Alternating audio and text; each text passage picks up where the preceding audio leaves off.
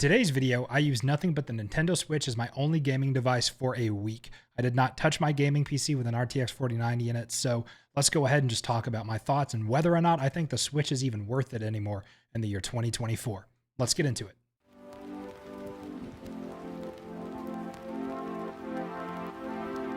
Before we get into the rest of the video though, this video is sponsored by Ivanky and their 8-in-1 USB-C gaming dock. It uses 4K 60Hz gaming, gigabit ethernet, power delivery, fast charging, and joystick protection. So let's open this up and check it out. All right, and I've gone ahead and taken the device out of its packaging, and as you can see, it's got their logo branded here at the front. It has plenty of space to fit a Lenovo Legion Go, ROG Ally, or Valve Steam Deck.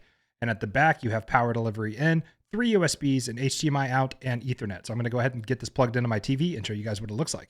And here you can see the device plugged into my TV in my living room, and as you can see, the Steam Deck just works with it. So if you're interested, check out the link in the description below, and thank you again to Ivanky for sponsoring this video. So this is my girlfriend's Switch, and she did let me use it for this video, and I will say right off the bat that jumping from PC to this, I'm not good on controller, and this is an old device that's 720p, 30 hertz, and it felt sluggish. So when I do run through some games here on this video, I am going to be very bad, and I apologize, and I feel so bad for my squad on Fortnite because I was very bad while playing with them too. And the games that I did play, as I already said, were Fortnite. I also played Minecraft, Breath of the Wild, and her family came over about a week ago and played Switch Sports with us, which I had never played. I had only ever played Wii Sports, and I will admit, Switch Sports is fun, but I'm still too nostalgic to move on from Wii Sports. But with that out of the way, let's just go ahead and talk about the experiences with using the Switch. So the Nintendo Switch is about 7 years old now, closer to 8, and this device really does feel like it.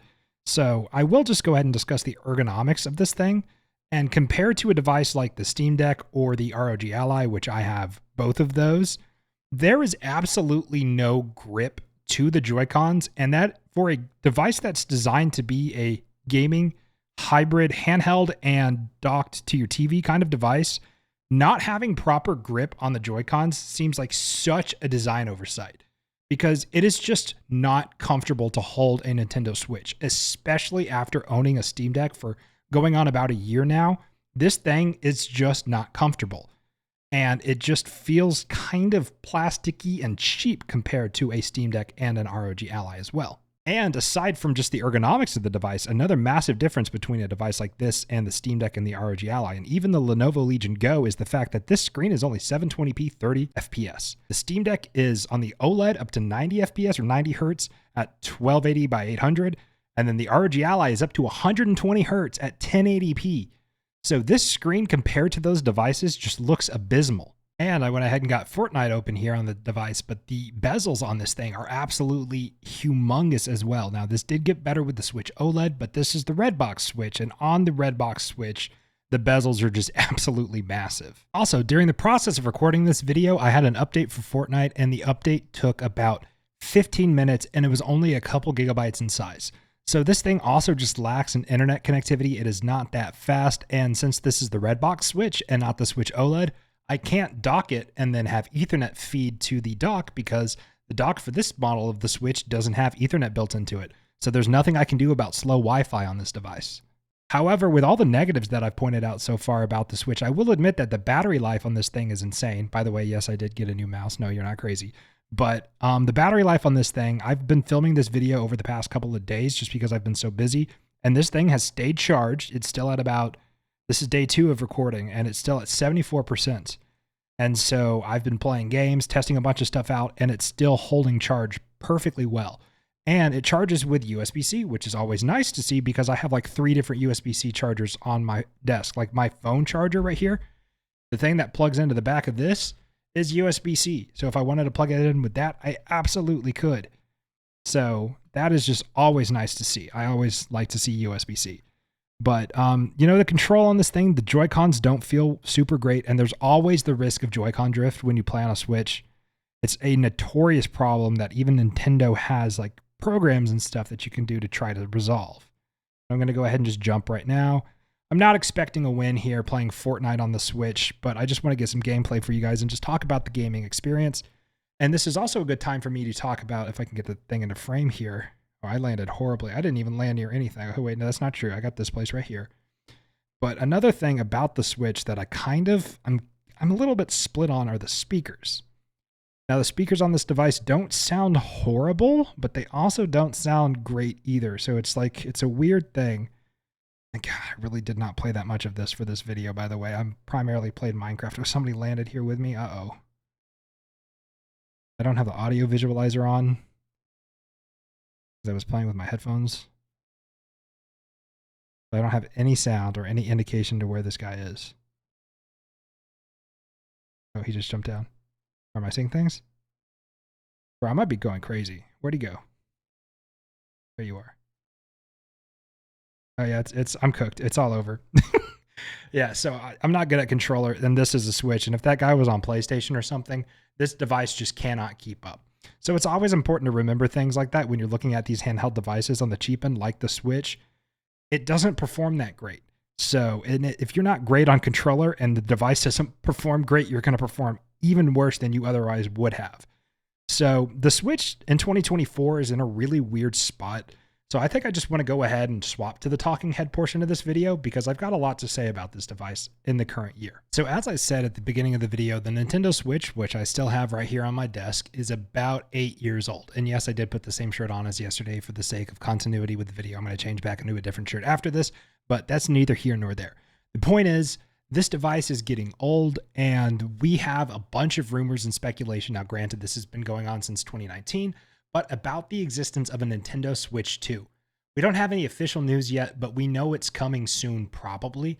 But Nintendo also moved from the Wii. We all thought we were going to get a Wii 2, and then we got the Wii U, which was a Wii, but kind of and sort of, but not really. So we don't know where Nintendo's going to take the Switch next or where they're moving with their hardware because there's nothing official announced yet, which is scary because if the Switch gets sunset, which, I mean, in 10 years from now, the servers for this thing will get shut down and you won't be able to download your online games anymore. That just happened with the Wii U and the 3DS, and it happened a couple years back with the Wii and the DS shops as well.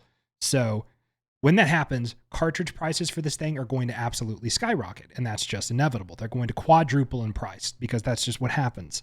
But right now, here today in 2024, do I think the Nintendo Switch is worth it for you? And the honest truth to this question is, and this is barring Nintendo fans, because if you are a Nintendo fan, chances are you already have one, if not more, models of the Switch.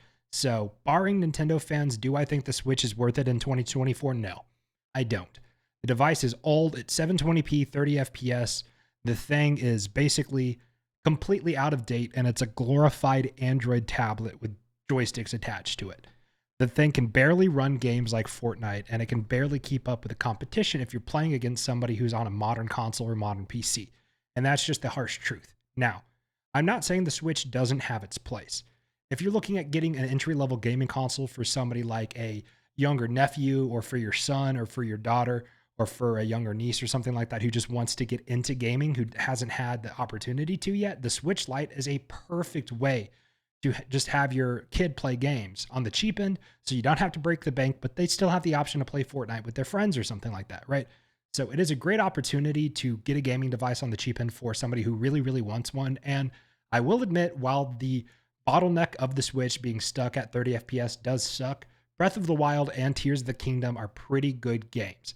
And so is the Switch Sports, Mario Kart. Like, there are good exclusives that Nintendo has. However, Nintendo is continuously held back by how prehistoric their hardware is.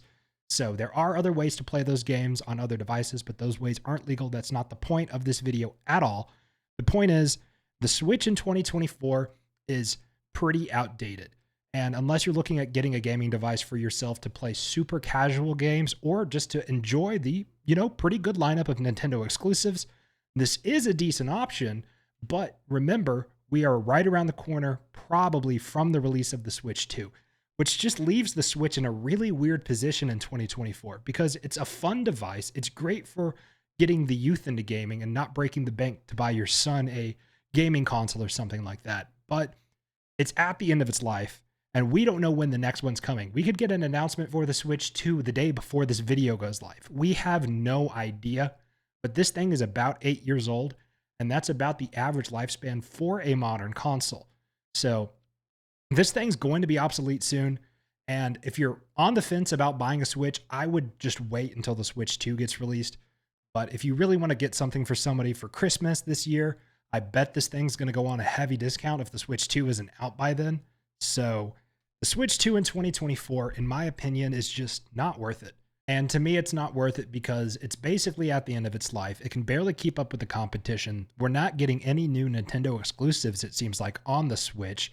We're pretty much right around the corner from the Switch 2. The eShop, in my opinion, is still a laggy mess. And this thing is just not worth it at full box price. Now, this opinion does change if you can find a really good deal on a used Switch, which there are plenty of listings on Facebook Marketplace for used Switches. You just have to type it in. But if you're looking at getting a brand new Switch at this point in time, I would wait until we hear anything official from Nintendo about the Switch 2.